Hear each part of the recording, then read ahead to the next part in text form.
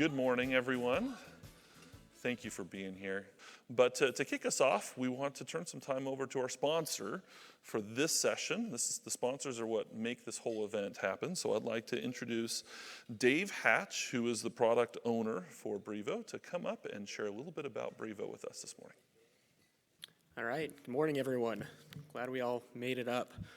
Well, I want to start by sharing a little visual representation of Brivo, who we are, what we do, just kind of get us started here.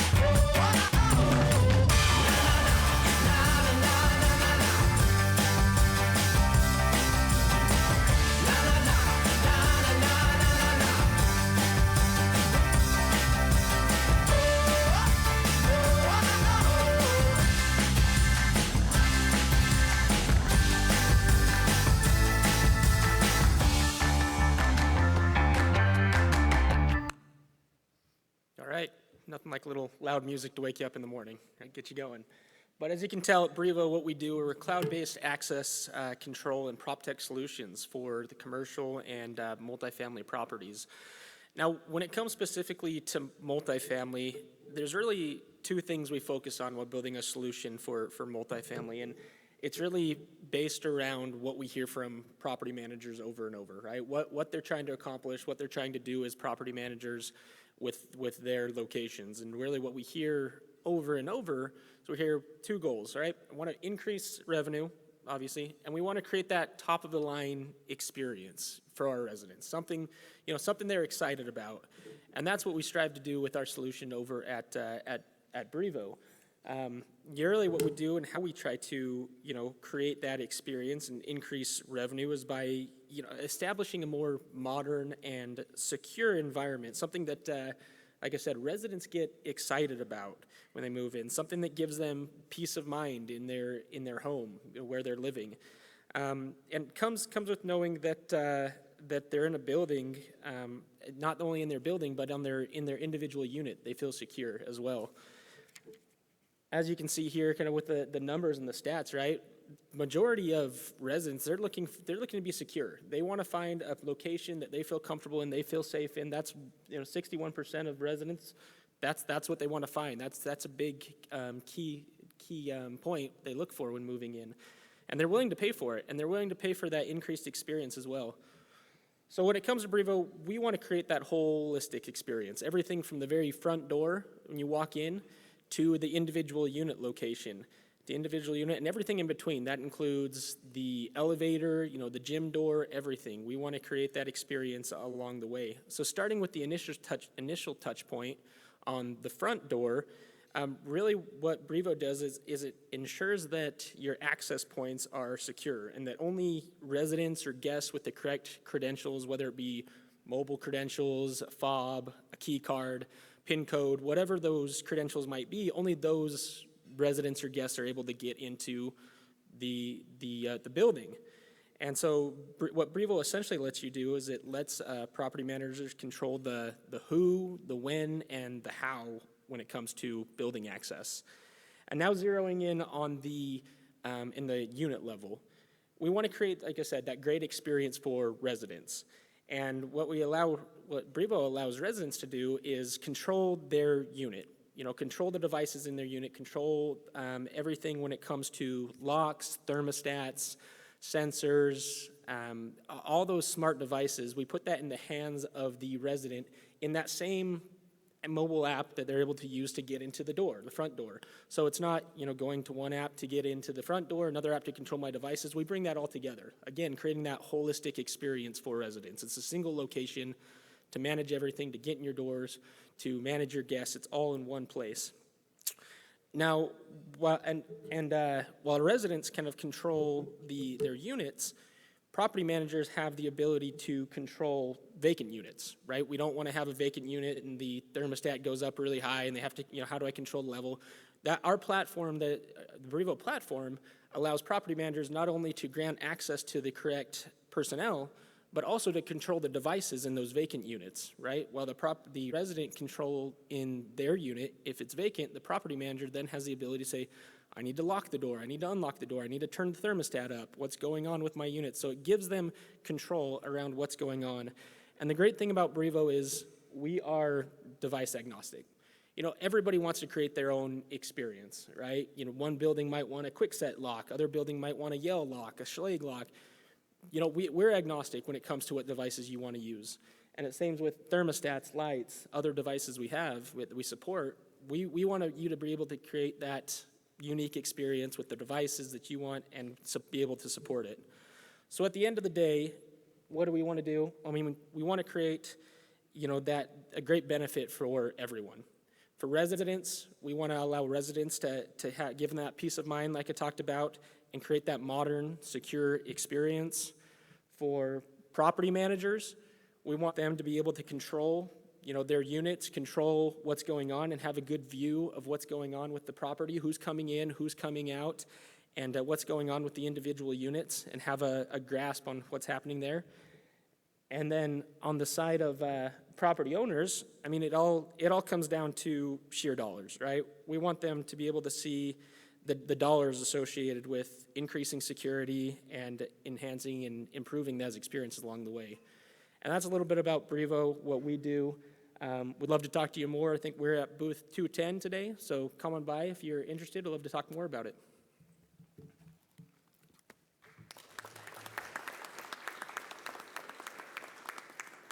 Well, yesterday we wrapped up our lunch session by talking about in-unit trends, and so today we're going to go to the rest of the building, particularly focusing on shared space trends. And you're going to see some familiar faces here at the table as I shift over. But we do have one new face, so we'll do a quick kind of around the room again. So Brad, can you give us just a brief introduction, who you are and who you're with? Sure, not new, so it's been a pleasure to be in a couple of sessions here this week. So Brad Russell, Vice President of Research at Interpret Market Research. Recently, we've been partnering with AE Ventures and doing some B2B research in single family and multifamily as well. So happy to share some of our data with you today. Fantastic. Next up, Chelsea. Well, I feel like we're all old friends, right? You already laughed at my jokes yesterday, hopefully. So I'm Chelsea Newland with Lowe's Pro Supply, and I was here yesterday. It was a pleasure and thrilled to be here again today. And we're going to skip Carol, come to her last, so Justin. Justin Foster, Director of Community Technology Services. I promise this is the last time you have to hear from me during this conference. I'm actually looking for a slot for lunch. Oh, yeah. There's an opening for the lunch. Terrific. And Carol, can you please introduce yourself? I know many people got to meet you last night at the tour, but if you didn't get a chance, tell everyone who you are, what you do, and then I'm going to ask you to go into a little more detail about Akara and specifically Connect. Sure. Hey, everybody. Good to see everybody. A shout out to Group 11. We have an awesome group. Woohoo! So my name's Carol Van Hook Weaver. I'm with Akara Partners. I'm the Director of Leasing and Marketing for Connect and also the company. So I travel all over the United States. I've been on the ground since we really launched our management company, Akara Partners. And I have been on the ground building Connect ever since. So opening 2 skyrises and boomtowns during a pandemic, I've learned lots of lessons. My background is luxury student housing construction as well, and hotels. So Connect brings all my passions under one roof. So this is a picture from last night at the event, if you weren't there, and we can kind of get some of the unique view of their shared spaces. This is from their Nashville location. This was last night up on the roof.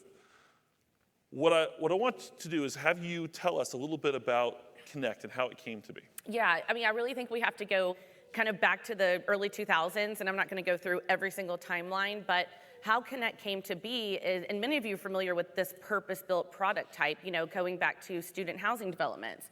So before that, in the 90s, when people were in college, they lived next to Bill and Bob Sue in some apartment complex with no programming, nobody liked students, there was no furniture, no, social interactivity. So, with the purpose-built product that came along in the late 90s, early 2000s for student housing, purpose-built, now people are living around their cohorts. You're in a collegiate environment. There's programming for young adults. You have a pool, a washer and dryer. You come to have furniture. And so our owner, CEO, Rajan Shastri, was with CA Ventures. I kept saying AE Ventures yesterday, CA Ventures, and he was kind of the forefront of that purpose-built, which we now come to know as student housing. So 2008, everything hits. He gets out of that and he's like, okay, what's next? And so now that this whole kind of cohort has been living in this purpose-built product type, this is now they're gonna go to the city. Now you have your job, now you wanna be in the city, but you're used to having a washer and dryer, a pool, a dog park, and living around people that are doing kind of the same stuff you're doing. So really this was designed in 2009, 2010, where he's like, okay, well, we want to make, let's sacrifice and do smaller spaces for bigger amenities. Okay, now people are going to want somewhere to work. They want to be in the best part of the city. Oh, and they only want to pay a certain amount of money. So this whole product type, which I love, and it's so cool, and I get really passionate about it, is that this product is built for someone that can make $75,000 to $100,000 a year and live in the heart of Music Row or right here downtown in Phoenix. You don't have to make $300,000 to have a really cool lifestyle in the heart of the city. So now we have, the co-working space, which we're talking about the shared space today, the co-living part of it, which comes back to my kind of student housing, but flight attendants, pilots, traveling nurses, you have your own bed and bathroom, it's furnished, and it's an awesome price point. So that's kind of how the product came to be, and we're building these all over the United States, so it's a nationwide membership-based lifestyle. So we'll come back to some of those things in our discussion today. As we move forward, we're going to start this similar to how we started things yesterday, is going to the survey that Brad and his team put together. So I'm going to give you control and walk us through some of the trends when it comes to multifamily shared space. Sure. So if you weren't with us yesterday, just a quick reminder, this survey was conducted among 166 multifamily builders, developers, and some managers. So one of the tips I said yesterday is when you look at this data, think of it more through the lens of new builds probably, and not all retrofits and all kinds of properties. So we're trying to understand kind of the current level of adoption or incorporation of a variety of shared amenities, both those that are there more for operational efficiencies as well as those that are more tenant facing. So it's not surprising that we see kind of at the top of this chart here things like connectivity infrastructure, and now tech-enabled waste and recycling programs, maintenance management systems, and then the utilities, right? Energy and water metering. So we've already heard, from some of our presenters about how much operational savings is just such a driver in investment in these kind of amenities. But then as we move down the list, certainly perimeter and shared space surveillance, shared space AV and controls, and then the second tier. Certainly property management software integration increasingly has become just an integral part of making all of this work. Properties are learning about the value of websites and apps where they can handle everything from maintenance requests or communicate with all the tenants and plan social activities. We know that parcel delivery solutions have been a huge pain point, and I'm sure Carol will talk about that as well, and the various strategies that properties are taking towards that. Work from home, work from apartment, suddenly we need these common spaces even more now. And EV charging and things like even iCafes and food service. And I know Carol also has some ideas about that. So that's interesting. Now, when we compare it to future share, and that is in the next couple of years, what are these respondents kind of most interested in? We see kind of some of the same things still at the top of the space, but then at the bottom tier, we see that there's going to be a tremendous surge, we think, in more property management software, more features in that software, deeper integrations with all of the other building systems, websites and apps that are now oftentimes provided by third-party services, but then there's so many third-party services now. I think the challenge is how do you integrate them all into a unified experience? And so again, your tenant's not plagued with having like 3 different apps or something like that. EV charging, certainly one of the areas that we'll see the most increase in the next couple of years as electric vehicles become more and more just standardized. So yeah, so that's a quick look at where the amenities are today and where we think they're going to go in the next couple of years. So we're going to take some of these ones that have experienced the highest growth, and we'll also throw in a few others that we wanted to share as we had some discussions beforehand. So we talked about this yesterday in terms of in-unit trends. I wanted to at least briefly open this up to the panel. Why is this important when it comes to shared spaces as well, if it's not already obvious? Anything any of you'd like to add to how important this is when it comes to shared spaces? Sure, I can start if you want. Okay. So I think they hit on it a little bit yesterday. I think the building-wide connectivity is really the base or the platform for all building systems to live on. That's IoT. I know a lot of generators, boilers, a lot of actual just building systems now need to be connected. A lot of that is because the vendors have gotten smart and they're like, why do we keep rolling trucks out when we can just monitor everything remotely?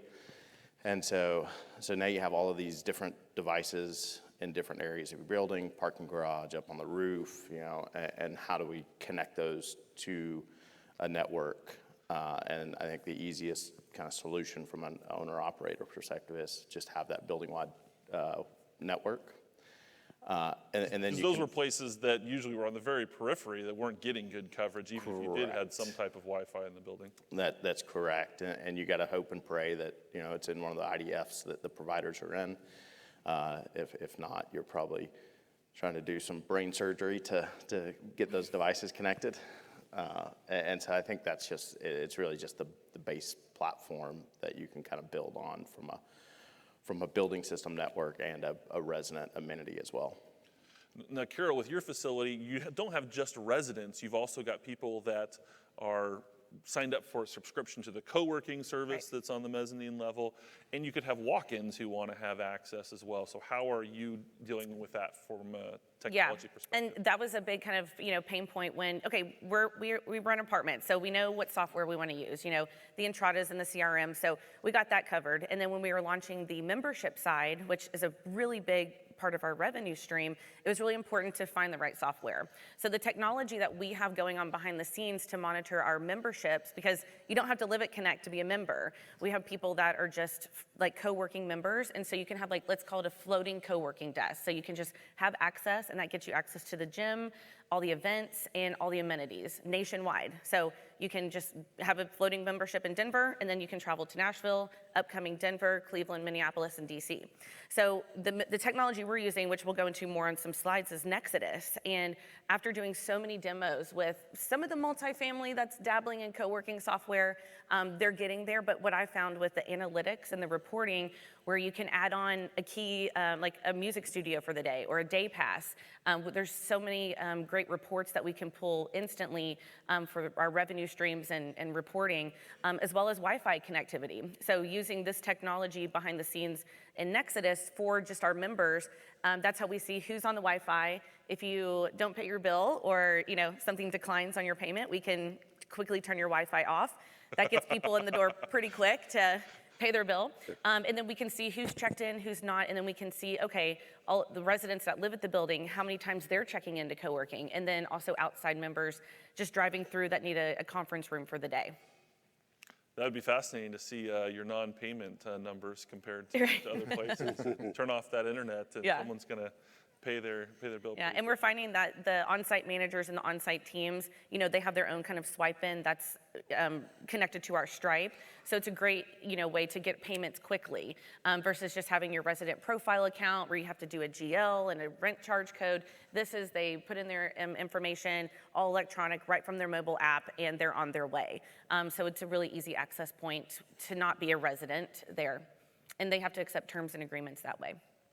Makes sense. Okay, so definitely some relevance there. Moving on to kind of overlap here, rental property management software.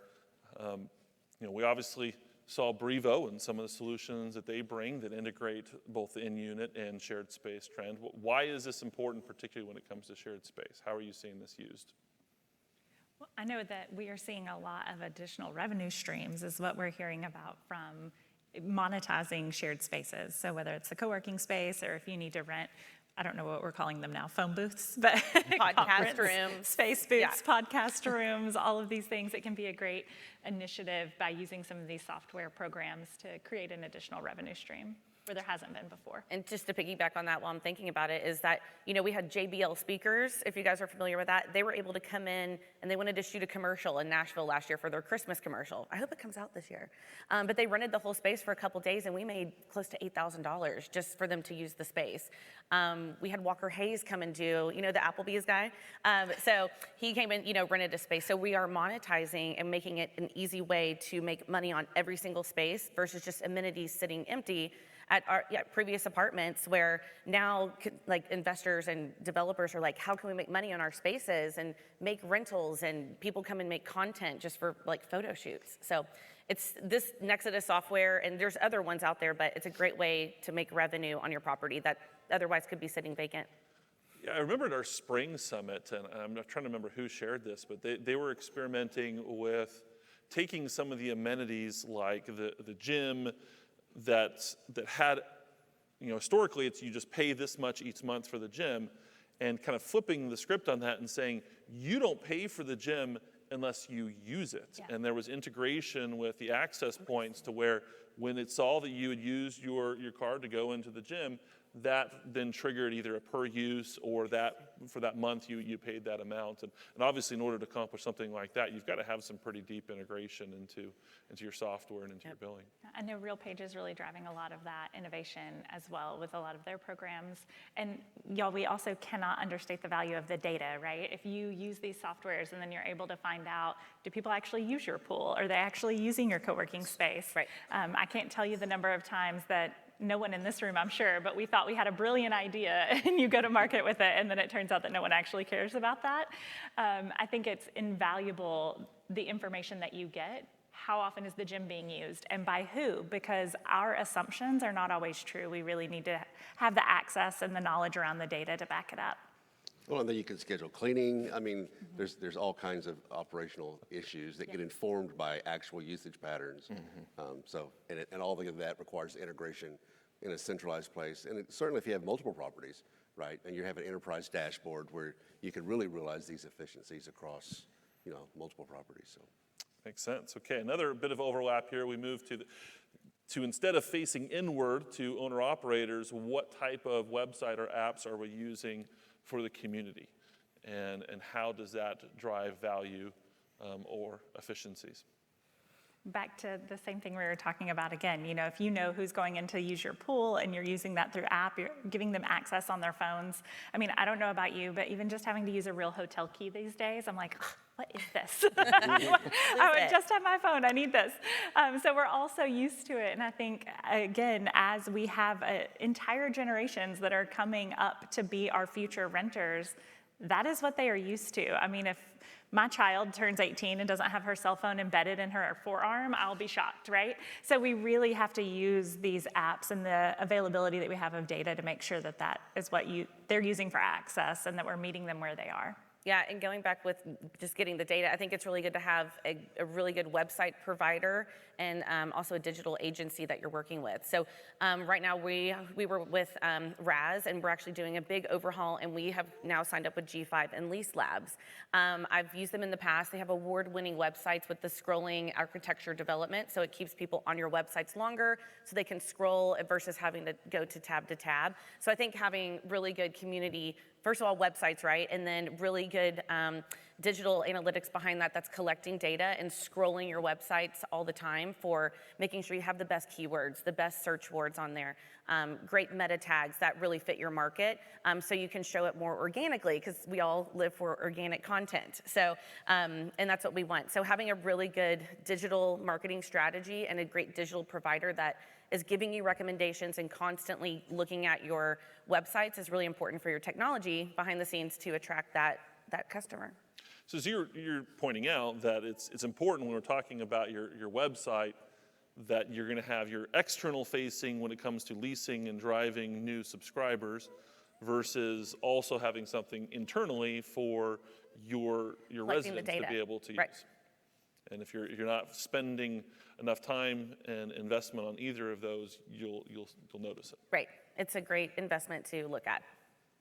And of course, now with the right integrations, you have maintenance requests going through the app, you have parcel delivery notifications going through the app, you have community social events going through the app.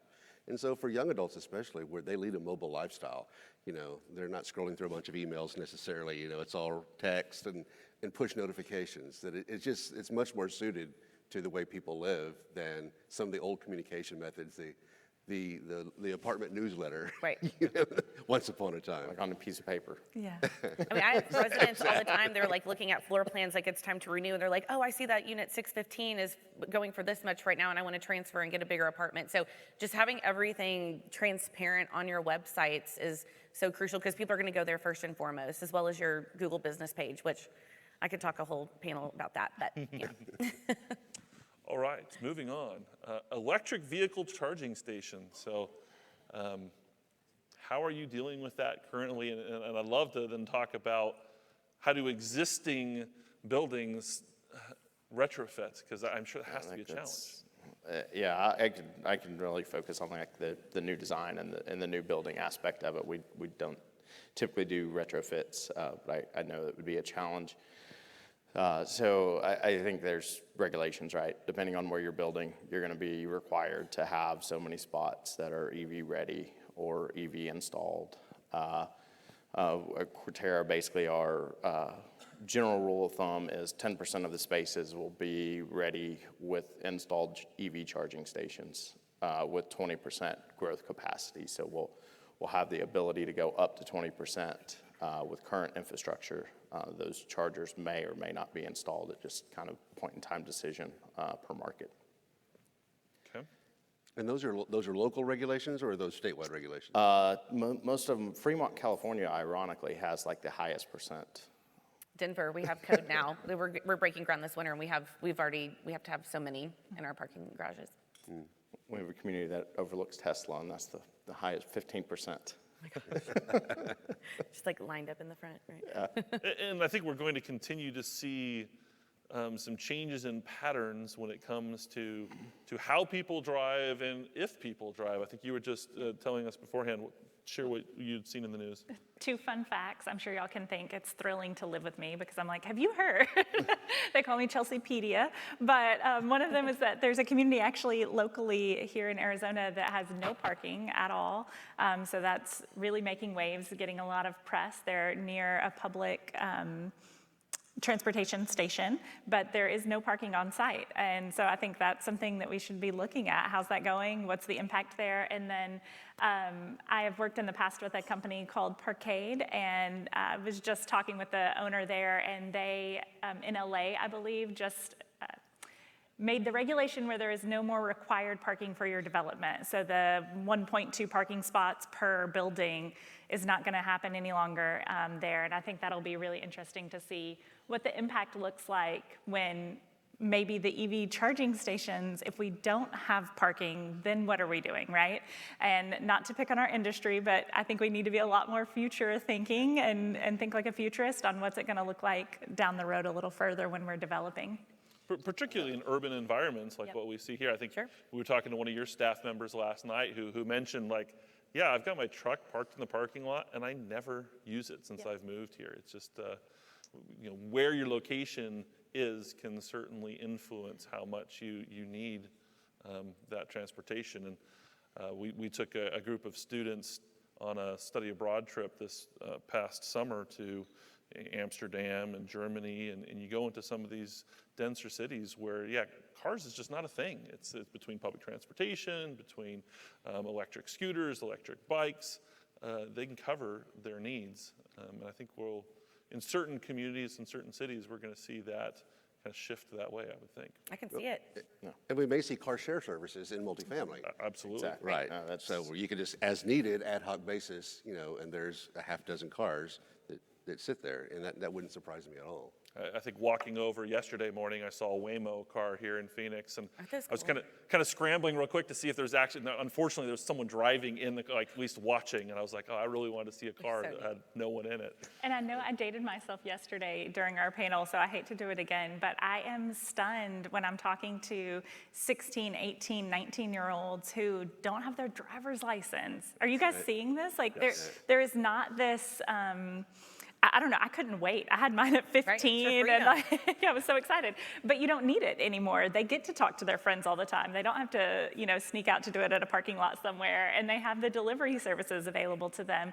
So what is that generational impact gonna look like for us? We really need to be thinking about how are we going to rent to, and how are we gonna accommodate possibly an entire generation that maybe they finally do get their driver's license, but they don't even really care about that, and driving isn't a priority to them like it is to us older folks. I think they want to spend their money on other experiences. Yep. That's what we're finding. And this generation coming up, and I mean, I'm a really old millennial, but everybody's really financially conscious, and everything kind of they get into debt really quickly. So I think having that extra debt of a car, and they're like, oh, well, I'm just gonna move here for a little bit, and I have my furnished apartment, and I don't need to have all these extra things to pay for, and I can go to Europe and, put that money somewhere versus a car that I don't drive. So I think this generation coming up is very financial conscious. I mean, they are very conscious of it. So in a world where there's not regulations from a government level requiring you to put in parking spaces, or it's significantly less than what it has been historically, how does that strategically change your financial calculus for a building? Like if you had 50% less parking and could have units in there, Or storage, on-site storage. Yes. The properties we have storage at stay full, and you can charge, hundreds of dollars for that instead of an empty parking space. So getting creative and using an 8x8 storage instead of parking, would be an option as well. Or if we really start thinking outside the box and we think about what could that space be used for when we talk about shared spaces, right? So could this mean now that we have buildings where you have a ton more availability to have green spaces, or have more environmental impact there? Are you gonna have on-site services that maybe you didn't have previously? The age-old question of all the packages. I know there's so many solutions now that we're seeing, but I really think if we start looking at what it could look like in the future, we could change the face of how these developments are arranged, and it doesn't have to be the standard that we've seen, which is a building and parking and a courtyard, maybe a pool, right? And I look forward to that, seeing what innovation comes around. All right, okay.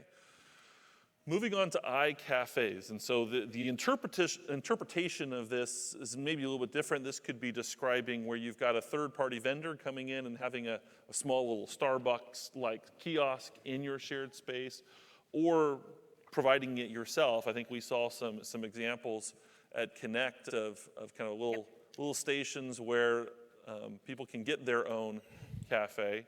What are we seeing? What is driving this, and how is it being received by residents? Well, I'll jump in. Yeah. This is a picture of Nashville, and our co-working space there is actually 16,000 square feet. If anybody's ever in Nashville, wants a day pass, just send me a little email and I'll get you in there. But we have two communal cafes, 2 coffee bars, community refrigerator here, and you never know who you're going to meet in these iCafes. So it's just another awesome way to incorporate a shared space in your property.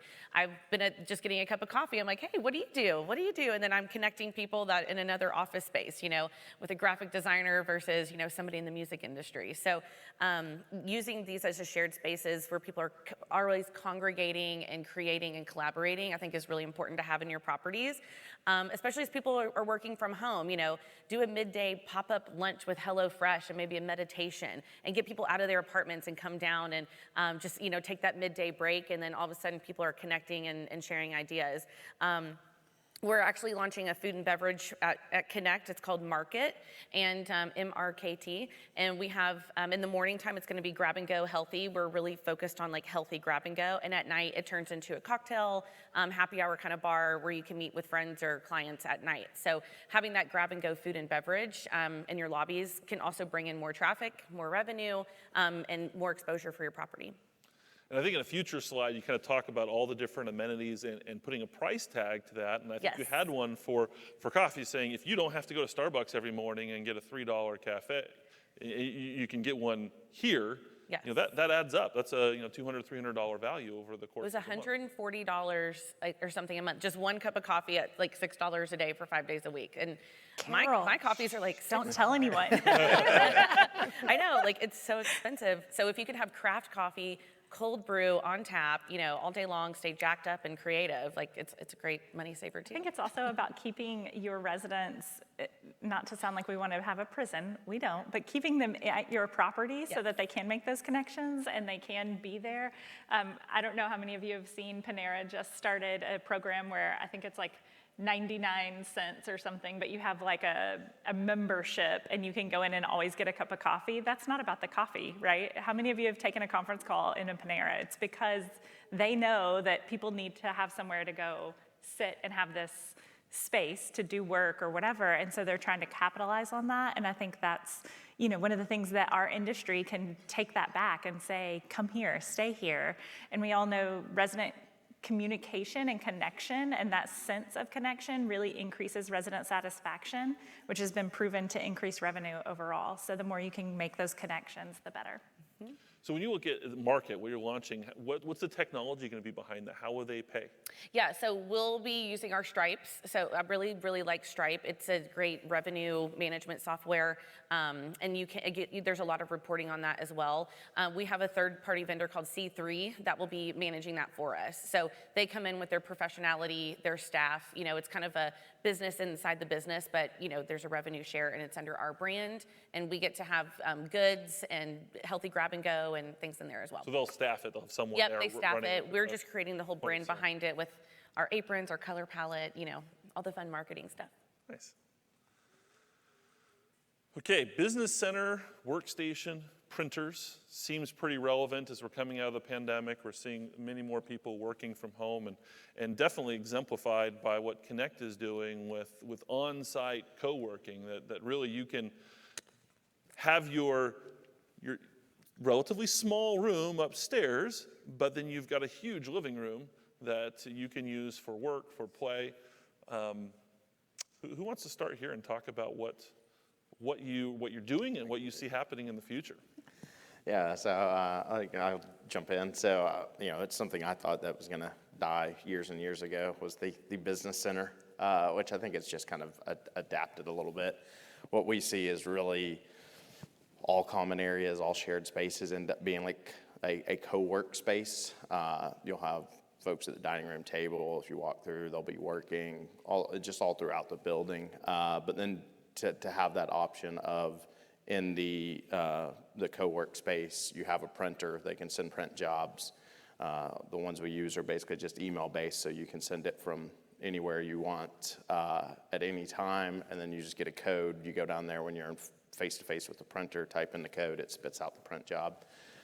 So just providing kind of that flexibility for people to run some print jobs. But I think the co-work and just getting out of your own little space, it really is just good for heart and soul and the sense of community as well. And I know we've talked a lot about new builds and new construction. Like these are gorgeous properties. But when I think about some of the things I've seen that are really interesting, I'm in Austin, Texas. We've got a couple communities that have retrofitted their models because now they're doing more virtual leasing. They think the model isn't needed anymore. They took walls out, fitted it with big open windows, gave them a big patio, and that's now a co-working space. So I think it's a really cool option that it doesn't just have to be for new construction, new lease-ups, new developments. You can also think about how to reuse spaces that are maybe stagnant in the properties that you already have. Yeah, I think people like to find their little nooks, Yeah. still, but as you can see here, this is Nashville, and these desks over here are actually dock desks. So people can rent those. That's like where you come to work every day. That's like your desk. But as you can see, the open floating co-working space there as well. But people still like to find their little nooks, going into little phone booths or, going in the meditation rooms and taking phone calls. But it's just great to, any budget, for properties to cater to that market because it's here to stay, as we saw in the slides yesterday. Yeah. I think one thing for the future to think about for these workspaces is acoustics. We really have to think about when you have to take a call or you need to be on another Zoom conference or Teams meeting, where can people do that in your space that makes sense and isn't going to be disturbing to others? I think these big open spaces are so beautiful aesthetically, but we've also got to consider, like you guys have, with the smaller spaces where they can go and be on a video call or on a telephone call. And combining the acoustic with the lighting as well, because we all realized how important that is to have good light when you're on the Zoom call, even if you're in a small booth. Right. And to piggyback on that, we're also teaching etiquette now because there's so many different people in different industries now working together, and everybody's call is super important. We're all passionate about what we do. One thing we did at Connect, because I didn't want to keep walking around and being like, can you put your headphones on? So actually Millie, our executive director, I was like, Millie, can we get branded little ear pods, or the earbuds, and then we put them in a screen baggie. So now I just go over and I'm like, here's some earbuds. And they're like, oh my gosh, thank you. So we're also teaching etiquette, also dress codes in these places. And you can do this really subtly. You don't have to just go out and be a mean boss about it and be like, you shouldn't be in here in your flip-flops. It's a business casual place, especially when residents live there. This is an extension of their home. So we're also teaching etiquette and business etiquette in these co-working spaces that people are now working around each other. So no pajamas? Which is something I was gonna say we do a bagel at bathrobe and a Barry's every speakerphone. Tuesday, and people just come down like barefoot, I'm just like, come on, people, But then you have co-working people. I thought it was just waist up. Come on, haven't you learned it's just waist up, everything below, don't ask, don't tell. But we have people there that come just to work there every day. They don't live there, so we also are teaching etiquette, which is something we got to get with as well. Yeah. Okay. So we're going to kind of expand into co-working here as well and talk about some of the technology. Here's another view from the Connect space last night. I mean, I love that there really was this variety of spaces. If you needed a table, if you wanted a little bit more relaxing seat, when you wanted a nook, you wanted a phone booth, you wanted more of an office space, you had a couple different conference rooms. I can see how that would be very appealing. So tell us a little bit about the software you're using to help enable co-working, and tell me when you want me to kind of start the little demo here. Sure. Is there video recorded with it? Yeah. Oh. Okay. Sorry about all my tabs up there. That was a legit screenshot. So this is just a dashboard for Nexodus for anybody interested in looking at a revenue management software for co-working if you are adding these spaces to your properties. And as you can see, it's really user-friendly, and what I love about it is that it sends a lot of nudge alerts to the customer. And then we can go and track day pass, VIP passes. In the summertime, we do pool passes for people that want to come to a cool pool and right in Midtown, and they can get that. You can see right on the dashboard there where you have an invoicing, we have your contracts ending, and then you see your memberships finance. It's just really user-friendly for all the reporting, because this is such a new concept under our business model that we're really constantly looking at the ups and downs of where we need to do. And then this is really what Nexodus does is, it maximizes your resources by automating your operations.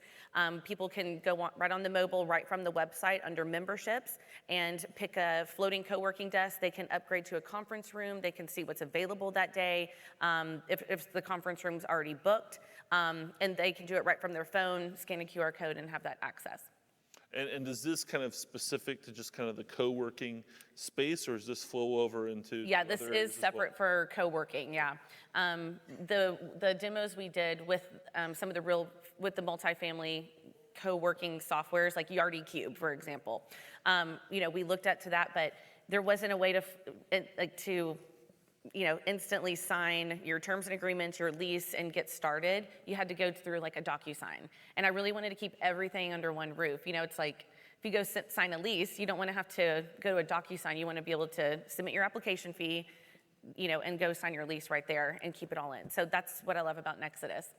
Do your monthly residents, do they get credits toward co-working, or is that all completely separate? When you live at Connect, like say you sign a lease, you actually get a floating membership included, so you get access to that facility 24 hours a day. Okay. Then we give discounts if they want to upgrade to a dock desk, or if they're going to get a private office pod for their small team. And they get like a 20% discount if they want to get a 4-desk office space. And then people off the street can just contract for whatever they want. Right, and then if a day pass is $40, and that gets you access to the fitness, the pool, the amenities, and a full day pass with Wi-Fi and coffee, and a really beautiful place to work instead of a Panera, for in a crowded place. So I'm going to jump ahead since we're talking about Yeah. it, just kind of the value to the customer. You started talking about some of the things that are on this list here, that they're inclusive of someone who's subscribing. So maybe kind of walk through these different items that are a member. You've just talked about Right. some of them. And I love putting these together for all of our properties because it's really, you can see like the value check. And at the bottom there, if anybody takes a picture of it, we kind of calculated around $3,209 a month that you can just spend on stuff. And at Connect, what we're trying to put everything all under one roof for one price. If you see like a furnished studio would be around like say $1,450 for a furnished studio with a co-working space, national access to any Connect that you travel, and then you have a washer and dryer, high-speed Wi-Fi, daily craft coffee. We add on yoga fitness classes and boutique, like Barry's boot camp kind of fitness. That's included. You don't have to leave the building to go to Orange Theory and pay. I think I did that for a year. It was $100 and something a month. Furniture rentals and logistics. I mean, we've all moved and had to coordinate furniture. It's such a hassle. And the management company says, "Oh, okay, you can go to court," and then you have to manage it, pay for a furnished 1-bedroom. That can add on thousands of dollars for a month, and then you have to coordinate it all. And moving is one of the most stressful things you do in life. So here we're like everything's all under one roof for one cost, and you add on your parking and our internet charge back, and it's around $115 versus $3,000 and something you would spend over a course of a month. And over a course of the year, that's close to $16,000 on top of your monthly spend for your rent. Right. So I love putting that value check together just so everybody knows the worth and what you're getting for the value. Okay, so tell us a little bit about the co-living. This is where we're going to deviate a little bit from shared spaces just briefly, because I know this was something that was of interest to people as they were doing the tour last night, as they walked into a 3-bedroom apartment, and everyone else was like, wait, what? Right. Are we in dorms again? Yeah. And the answer is pretty much, but there's using technology to make this more convenient. So can you tell us about how the technology enables something like this you don't see as much anymore for professional upscale living? Yeah, and when people are like, I need a 2-bedroom, and we do studios, 1-bedrooms, and 3-bedroom, 3 baths. And when you look at them, whoever was there yesterday, you'll see that it's designed for roommates. It's not really designed to have an extra office. It's, you have your bedroom and bathroom, and then you share the common spaces. So this is another way that we're incorporating shared space under one roof. So you get this really good price point. I mean, $1,350 for a whole furnished 1-bedroom, 1 bath, and it goes up higher per floor. And you get the whole lifestyle. You get a membership. You have your co-working. But it's a great crash pad for these traveling nurses, these pilots, flight attendants, that aren't always home. And the technology we're using with our Salto locks, they have a QR code on their each bedroom door, so that's locked. We also teamed up with a third-party utility billing company. I'm sure everybody is familiar with the simple bills and the conservices. So it really keeps it separated. And that's what I brought in from my past student housing experience, that we still keep it individualized. So you really only have to worry about yourself. And So is it slicing up into thirds? yes, that's what the third party for does. Okay. So your electricity, your water, trash, sewer, waste, all bundled into one lump sum, and it's billed through simple bills. And each person that comes in, they can divide it into 3 separate things. So if we live together, I don't know you, you're not gonna go get the electric bill in your name and we all bill it back. So Simple Bills does that individually because they work with a lot of student housing providers. And I think it's really interesting too. We're talking a lot about young professionals as kind of the demographic that I see looking at this. But I recently read a really fascinating book I recommend to everyone called Being Mortal.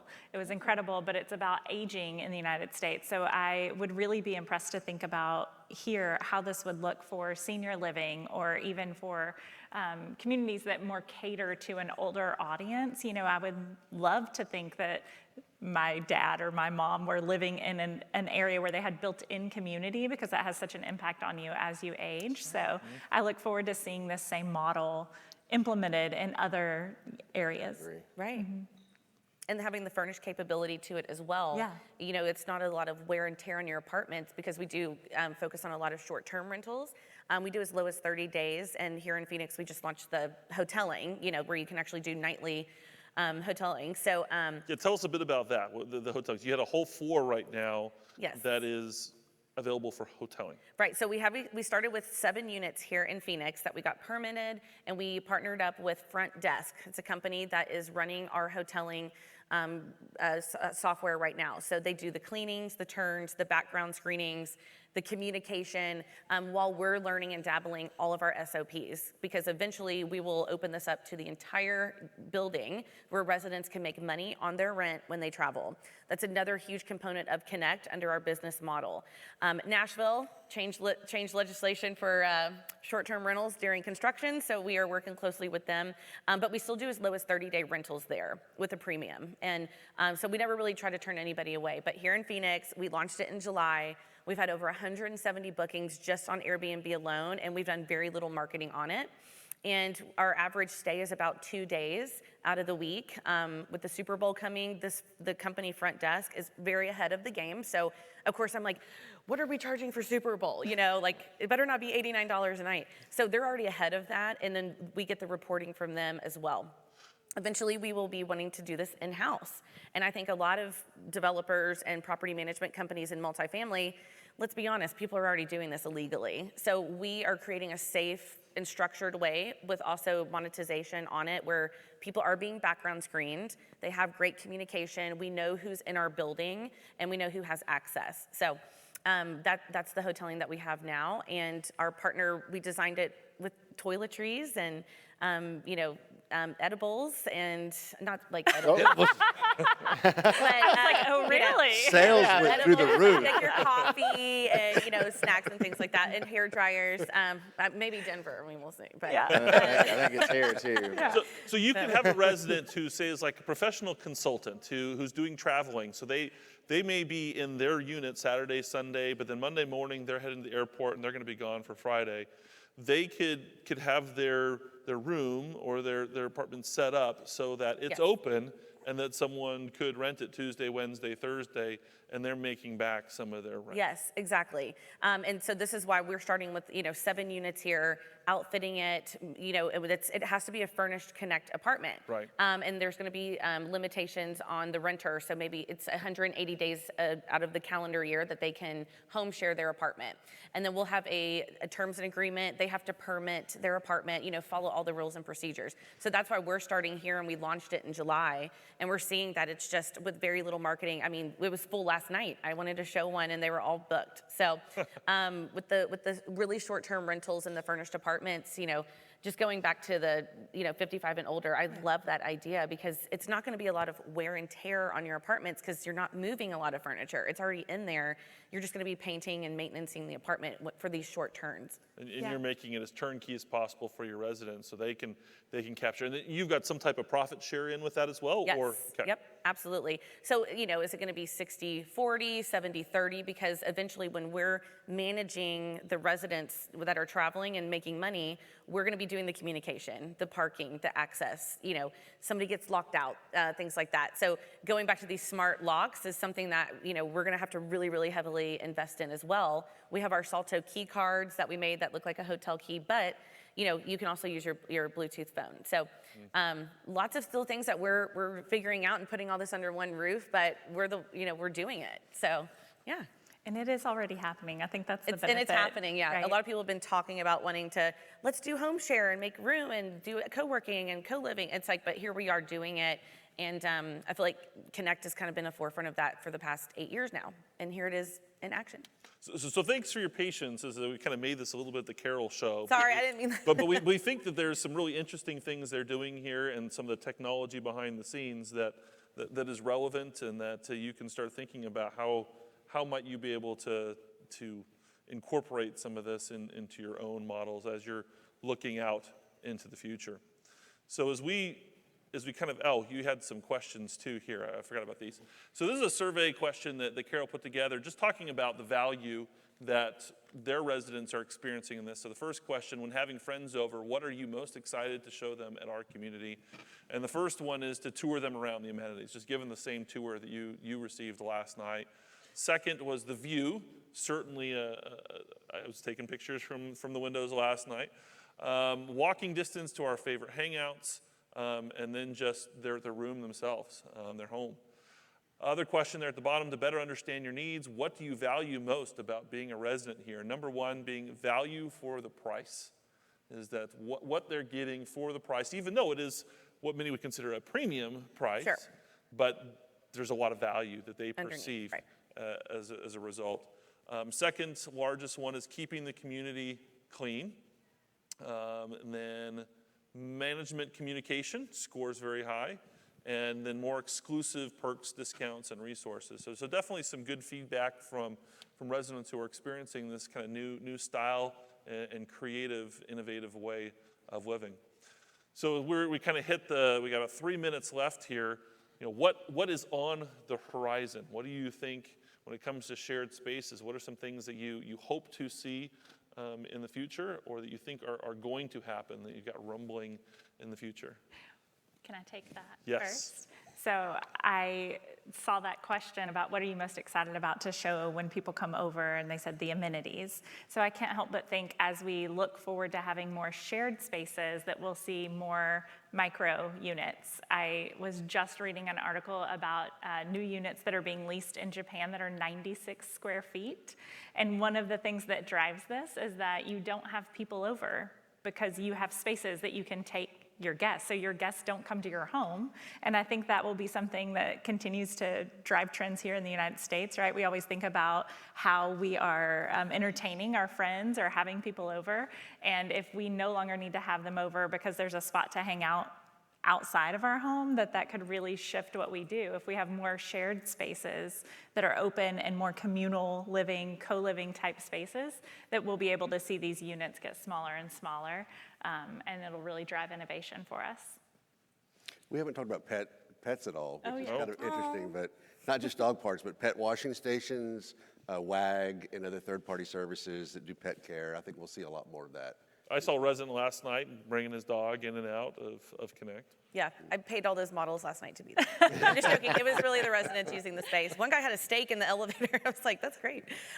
For me, what's on the horizon, I think, is food pickup solutions. I'm actually have demos right now with Minnow Food Pod. I'm not sure if anybody's using those in their buildings yet, but we spend millions of dollars on these lobbies, and here come all these food delivery, just from a certain time of the day or packages. So having great solutions for food delivery and package solutions. We incorporate white glove package delivery. Our concierges actually deliver packages twice a day, 6 days a week to their doors, and people can opt out of that if they want. But having a food pickup solution and something that's beautiful and cool that the drivers can put food pickups deliveries in, and where it's safe and it keeps the food hot and cold. There's actually FDA regulations I just learned about coming out, because there's really no monitoring of these food deliveries and how long it's staying cold or hot. And that's why I'm partnering with Minnow Food Pod, because it's insulated, and it's beautiful, and it's a QR code. It pops open a little cubby, and it just cleans up your entire lobby. So food delivery solutions. And I think just communal spaces, so depending on market. So in Seattle, we have a really cool little bike lounge. So it's TV, lockers, bike repair station, shower, those types of things. So It's right off the bike storage. So you have bike storage, bring your bike out. You can sit there, work on your bike, hang out with friends, all of that, go on rides together because it backs up to a trail. So I think just different communal amenities that you have that are kind of market specific. An increase of shared, you were talking about having a kayak where other people could like rent the kayak, Right. and the Austin Knight in me was like, what's that? Yeah. Stand up paddleboarding and kayaks and sharing those pieces of equipment. That's really cool. Yeah. Well, fantastic. Well, if you can please join me in a round of applause for our panelists today.